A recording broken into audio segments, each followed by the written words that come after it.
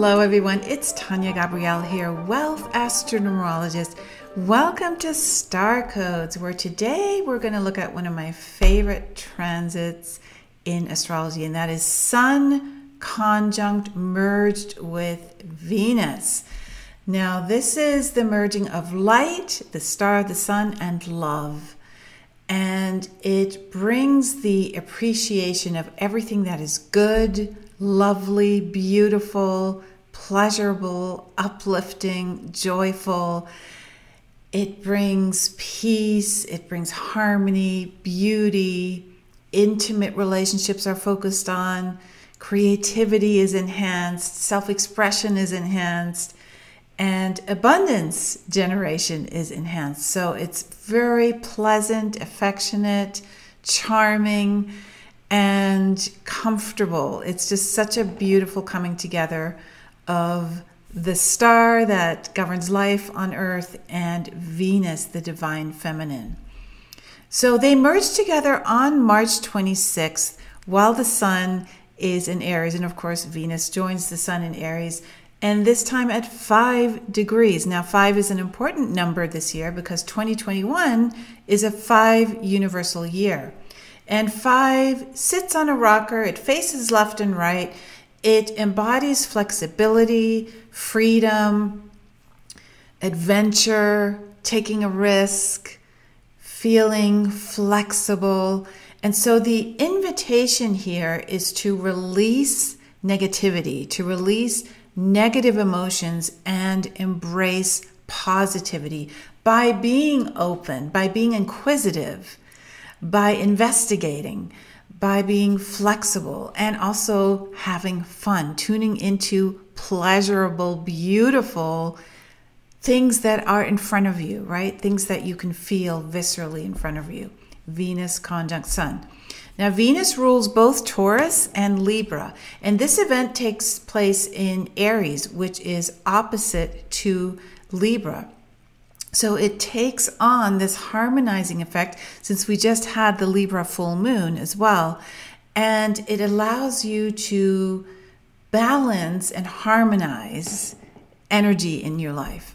So unmanaged emotions are brought into our awareness.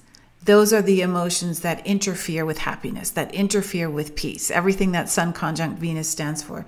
And those negative emotions, when they come up, you will see that if you feel joyful, negativity cannot be present. They are not compatible. You cannot have both.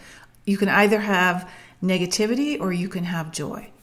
So the thing is, sometimes it feels like we don't have a choice. Like we feel something and then we react and we seemingly can't help ourselves.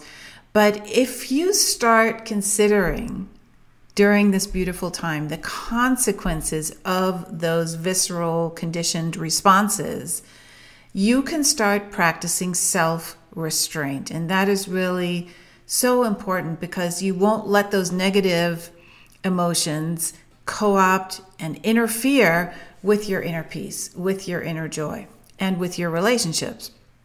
So when emotions are expressed in a low vibrational way, and we all been there, done that, right?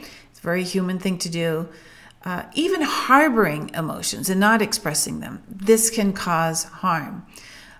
But it's very human. So what this conjunction of Sun and Venus in Aries shows us, Aries also being ruled by Mars, bringing together Venus and Mars, balancing the divine feminine and sacred masculine.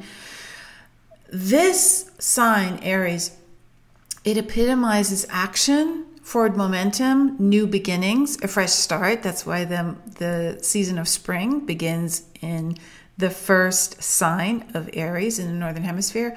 And it shows you that you actually own the on and off switch to negative emotions because Aries likes going for it. Aries likes acting on what it discovers. So since our feelings are so integral to our experiences as human beings, they play a central role in how we actually experience life. And so learning when those feelings are actually not helping us, when they're detrimental, and taking appropriate measures to prevent them from being expressed to our own detriment and the detriment of others, that is vital to happiness and peace. So let's also bring up right now that throughout 2021, we have this powerful conjunction between Saturn and Uranus. Uranus sets you free. Saturn takes responsibility. Uranus represents the future, Saturn the past. So essentially, you are taking responsibility for releasing old beliefs that no longer support you, and you're taking responsibility for your freedom, your ability to be sovereign, and to not lay blame on external circumstances or external people for what it is you are experiencing, because you always have a choice. So the responsibility actually begins with taking responsibility for your internal state, your internal climate, your actions that result from those internal feelings that you have are a direct relation to what it is that you are fostering, paying attention to, or not, unconsciously responding conditionally. So if you know that you've hurt someone with your behavior and you keep repeating the behavior, you're not aware that you actually can stop it. You believe that you can't stop it, and you may feel out of control and at the mercy of those feelings internally. But here's the thing, your internal climate, your internal state can be managed. And this is mastery. This is the self-mastery of emotions that is so critical now. Believing that they can be mastered, these emotions, is a huge step towards self-mastery. And the one thing we have to, though, acknowledge is that people sometimes don't want to stop. And that is when the ego takes over. Even while the goodness in them understands what they're doing is hurtful, the ego takes pleasure in doing those things if it believes it will further its position. It'll give it more power. It will give it the upper hand. It will allow it to be revengeful or get something it wants. So the ego justifies these negative feelings and negative actions by creating stories around them that serve the ego. So the end justifies the means. The feelings and actions are worth the challenges that they elicit, create, right? And it's worth the trouble. And furthermore, the ego doesn't see any other option, because the ego doesn't have any other option. The ego is almost like a computer program that cannot be creative. It doesn't have inspiration, doesn't have intuition, it doesn't have a heart. So, but at what price does this all come? It comes at the expense of creating negative karma, resentment from others, and internally, it actually creates a lack of confidence. It does the opposite. It does not make you more empowered, because every negative emotion that is nurtured within you, that is part of your weather system, your climate that you nurture, is then expressed in a damaging way and creates more difficulties, more feelings of worthlessness. So that's why when people behave this way, when they act on their negative emotions, they actually don't feel good about themselves. It doesn't elicit a sense of upliftment and happiness. Now, to the rational mind, this is perfectly clear. It makes total sense. But to the ego, which is totally irrational, being negative and acting on your negative emotions is normal. It's accepted. It's unquestioned, actually. So people who live in this false self, this ego, can't imagine any other way, and many don't even want to imagine any other way. So the change begins at home, and that emotional mastery does require commitment. Hence the Saturn square Uranus transit that lasts all year long, because these are such slow moving planets, is an invitation to dedicate yourself by being vigilant about your emotional state moment by moment, using your higher mind to observe and using Saturn's responsibility and commitment. Otherwise, nothing's going to change, right? Because peace and joy don't begin externally, they begin internally. And the ego has such a strong presence. It's a formidable opponent, right? It will not release its hold unless you become that sacred warrior, unless you use diligence. And this is the thing. It's not enough to just want it, right? You know how we read books or we see a great documentary or we listen to a great speech and we're very inspired and we want that. We want what's being taught really badly. However, the key, as usual, is to go beyond that and actually implement a plan of action and do something about it. So this Sun-Venus conjunction in Aries beckons you to act on creating happiness and joy. Accept the fact that self-mastery is what your life is about. So learn to observe your thoughts, number one. The best way to do that is through meditation. And here's the thing about meditation. When you practice it, and when you practice mindfulness in conjunction with meditation, it lessens the frequency and strength of those thoughts, and it creates distance, like literal distance. So without the observation of the thoughts, you're going to identify with them, and there's no distance. There's just the thought is you, and you identify with the thought, and you don't observe it, so you can't create that space to see if it's actually supporting you or not. So meditation helps you see that thought as separate from you. So the observer, the ability to observe, that is your soul. That is your real you. That is your true you. However, if you merge instantly with what you're thinking, then you become that thought. And the true self, the soul, is not, it's not accessible. It's not there for you to get inspired by. And then all you get is the conditioned part of you, the part of you that was hand-me-downs, the Saturn, old past, top-down leadership, whatever the conditioning came from, the habits that we acquire, the beliefs that we were given from others, whatever the case may be, that conditioning takes precedent if we don't create distance between our true self and our thoughts. And that can come through meditation. It's the easiest way to do it. So the real you is the true, wise, loving, caring, and rational part of you. It can see what is true and untrue without actually thinking. Why? Because it uses intuition. It is inspired. It uses the body to sense. It is very sensual. So when you listen on that level, the sensory experience level, you will not identify with the thought. But you can't do this if you are identified with your thoughts, meaning that you are your thoughts. The identification with thought means you believe it without any question. And that means that you will operate on the unconscious. The unconscious behavior, the programming, the conditioning is running through you. You're on autopilot, and you have no space between you and the thought itself. It is literally running your life. It's like a computer program. That's what the ego is. So meditation is the commitment to emotional self-mastery due to creating that distance from your thoughts. And this generates incredible awareness.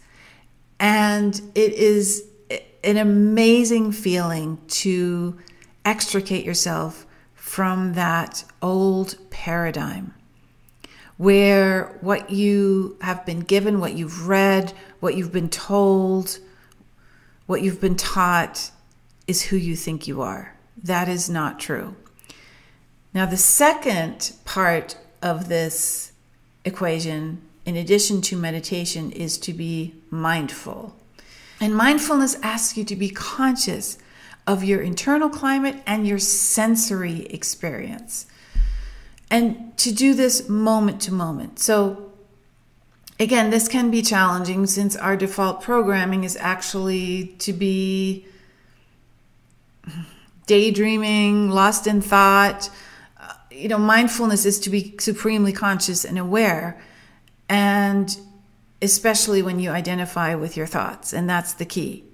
And so mindfulness, if you are aware and you see you're identifying with your thoughts and you create that space, that literally is a choice that is available to you when you are consciously observing at all times. So the way this is done is when you notice that you're lost in thought, make a choice to be sensory, to be fully aware of what you are doing right now. What are you sensing in your body right now? What are you sensing in your environment right now? Turn on your intuition, turn on your sensory experience. This is both the five senses, like for example, smelling something like a beautiful flower or food cooking, seeing something, a beautiful sunset, or something else, right? This is also the sense of intuition, the most important sense. So be inspired by what uplifts you. Listen to the nudges from your heart. Listen to the subtle, energetic prompts, those intuitive prompts. And pay particular attention to thoughts that produce negative emotions. And this is really the key. The thoughts that produce negative emotions are the big go-to learning experiences when we are observing. And these would be thoughts that make you feel worthless, powerless, inadequate. I'm not smart enough. I'm not good enough. I don't do anything right. I'm not pretty enough. I always make mistakes. Nobody likes me. I can't do things in the correct way. None of this is true. These are negative emotional states that come from your voice, the thought stream. It's all made up. It is not true. And everyone has thoughts like this, right? They are part of what we are here to learn, but the thing that we're here to learn is these thoughts are debilitating. They're worthless. They're untrue. They create a sense of you that is your false sense, your ego. So since they are false, the good news is nothing is lost when you release them, because you're not releasing anything that's true. And once you know this, you can use any suffering that you experience as a result of identifying what is untrue, identifying the useless thoughts by questioning what you've been telling yourself all along that is causing such negative feelings. And if you can't do this at the time that it's happening, then do it in the evening. Do it at night before bed. Take time before bed at night to pinpoint every thought that you had that led up and contributed to those negative feelings. Eventually you will see the thoughts that appear are literally going to repeat themselves. They are the same thoughts. It's like I said, it's like a software program. They're going to come over and over again like clockwork and appear at certain moments. And here, that's the thing, the egoic mind, if you extricate yourself and start observing, you'll see it's very, very predictable. It doesn't have creativity. It doesn't have imagination. So if you believed a thought in the past, then that thought will be part of your mind's software program, your mind's repertoire.